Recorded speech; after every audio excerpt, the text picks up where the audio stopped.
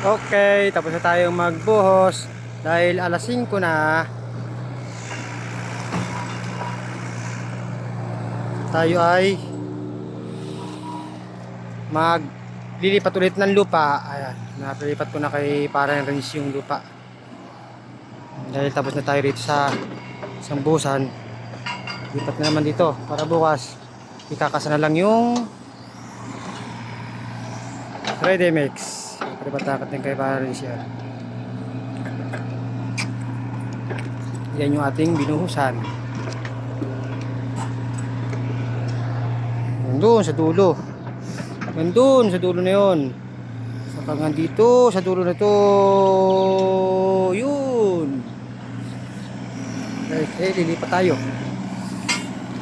Ito naman. Ito yung ating pinormahan kanina.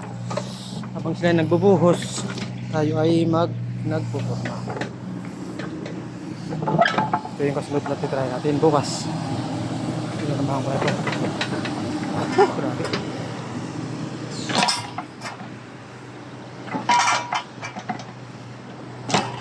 Pre, ito, lagyan mo rin dito ah. Ay, okay na, ganyan kalapad. Kunin ko yun, tatambak ulit yan. Oo, kunin mo na.